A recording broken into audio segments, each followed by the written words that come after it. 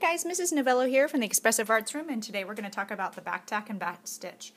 By now you've already practiced the back tack and back stitch, and so today we're going to apply it onto something we can use for our locker. We're going to make a PE air freshener satchel for your locker, and we're going to be using fabric softener to do that. So before we begin, I want to point out that fabric, not all fabric, but most fabric, has a side, the outside, which is the pattern that is bright and bold, and then the underneath side is the pattern that is faded. Not all fabric is this way, but a majority of fabric has a front side and a back side. And the back side is the side that is sewn on. And you can see here on the back side there are all the stitches and the hems and everything so that you don't see it on the outside.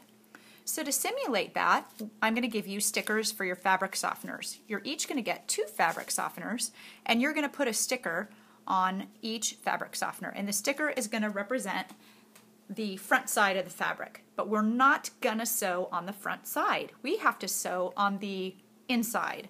So what you're going to need to do is you're going to stack these on top of each other, sticker to sticker, pattern to pattern, like this. And when you do that, the outside of the fabric is the faded back side, and when you flip it over, it's the faded back side. All right, so you're going to stack these evenly, and then you're going to get a pattern that's smaller than the fabric softeners. And it's smaller because you need the outer perimeter edge of the fabric softener to sew onto. So it's very important that as best as you can, you line up the edges of your fabric so that all the edges line up, and then you stack this centered so that you have a good workable space on the perimeter of fabric to sew upon.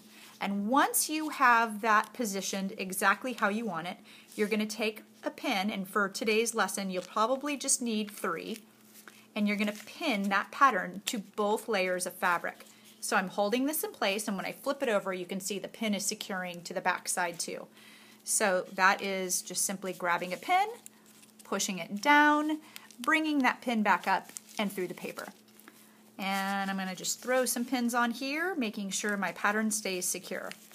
Once I'm done with that, I'm going to get an arm's length of thread. Remember, that's chin to fingertip. Tie it in a double knot at the end, and then we're going to begin with the back tack.